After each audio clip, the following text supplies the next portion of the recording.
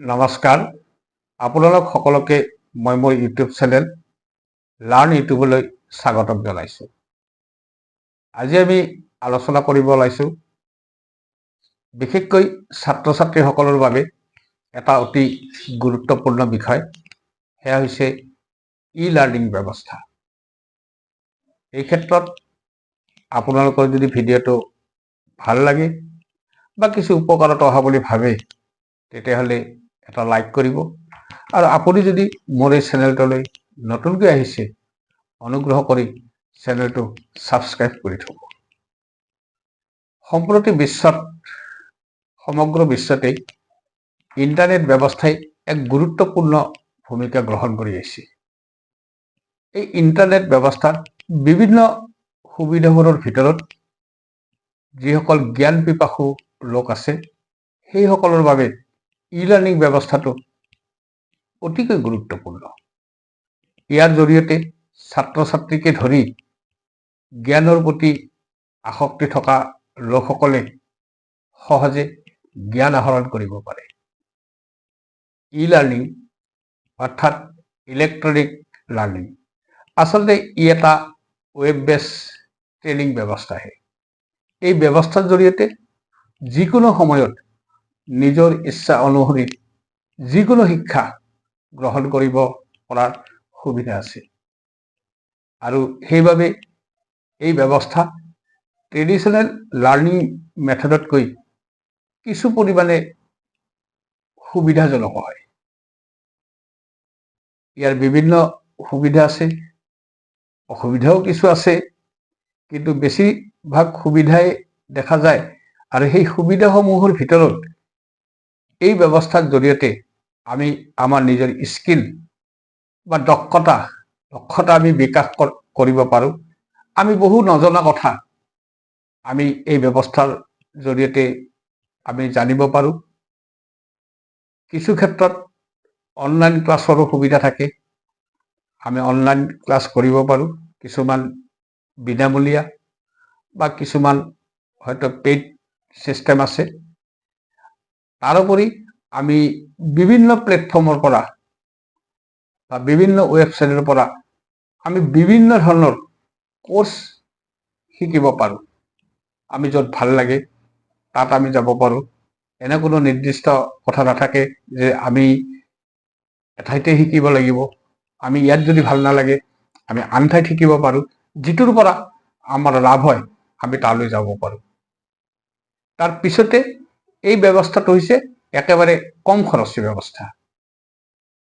ইয়াত সাধাৰণতে বেছিভাগ ব্যৱস্থাই বিনামূলীয়া, আৰু যদি কিছুমান পেইড ব্যৱস্থা থাকে সেইবোৰত খৰচ একেবাৰে কম। তাৰোপৰি এই ব্যৱস্থাত শিক্ষাৰ ক্ষেত্ৰত আমি যিকোনো এটা উপযুক্ত ঠাই আমি বাছি ল'ব পাৰোঁ। তাৰ কাৰণে কোনো ধৰণৰ ফৰ্মেল স্কুল কলেজ বা তেনেকুৱা ঠাই নালাগে।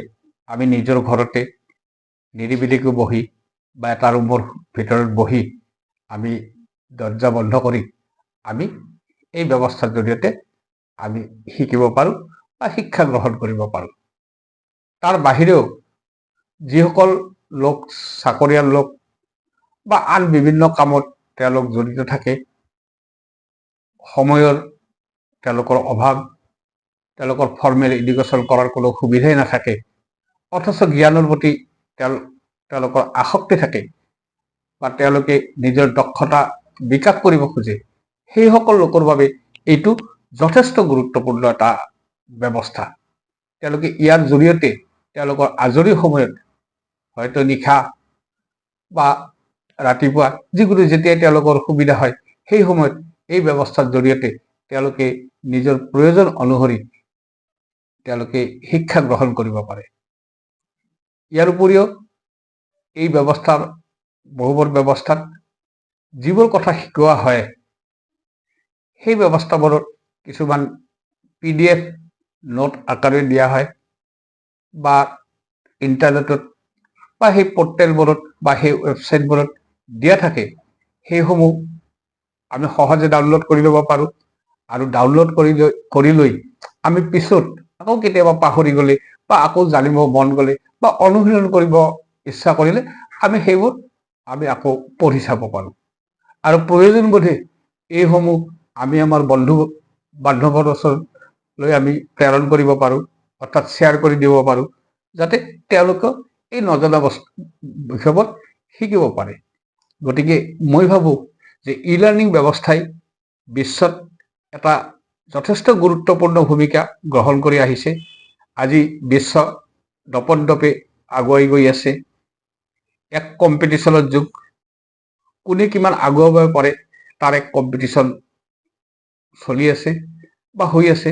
গতিকে এই ক্ষেত্ৰত আমি যদি হাথাবিটো বহি থাকোঁ তেতিয়াহ'লে আমি নিশ্চয় পিছ পৰি ৰম। আমি সেইকাৰণে যিসকল নৱপ্ৰজন্ম, যিসকল ছাত্ৰ ছাত্ৰী বিশেষকৈ আমি সেইসকলক উপদেশ দিব বিচাৰিছোঁ যে আপোনালোকেও এই ইণ্টাৰনেটৰ এই যে গুৰুত্বপূৰ্ণ ভাল ভাল ব্যৱস্থাবোৰৰ সুবিধা গ্ৰহণ কৰক। ই লাৰ্ণিঙৰ জৰিয়তে বিভিন্ন প্লেটফৰ্মৰ পৰা বিভিন্ন বিষয় আপোনালোকে শিকি লৈ বা শিকাৰ চেষ্টা কৰি আপোনালোকৰ দক্ষতা বিকাশ কৰক। মই আগতে কৈছোঁ, আজিৰ যুগ কম্পিটিশ্যনৰ যুগ। যদি আপোনাৰ দক্ষতা নাথাকে, আপোনাৰ যদি স্কিল নাথাকে, তেতিয়াহ'লে আপুনি কেতিয়াও আনক চেৰ পেলাই আগবাঢ়ি যাব নোৱাৰিব আৰু তেতিয়া আপুনি একেবাৰে পিছৰ শাৰীত থিয় হৈ থাকিব লাগিব। গতিকে সময় থাকোঁতে আমি আমাৰ স্কিল, আমাৰ দক্ষতা আমি বিকাশ কৰিব লাগে, আমি শিকাৰ চেষ্টা কৰিব লাগে আৰু আমি নিজকে জ্ঞানী ব্যক্তি কৰি তুলিব লাগে। আজিলৈ ইমানতে সামৰোঁ। ইয়াৰ পিছত আমি আন কথা আকৌ আলোচনা কৰিম। ছাত্ৰ ছাত্ৰীসকলৰ বাবে, জ্ঞান পিপাসুসকলৰ বাবে আপোনালোকে মোৰ এই চেনেলটো চাই থাকিব। ধন্যবাদ।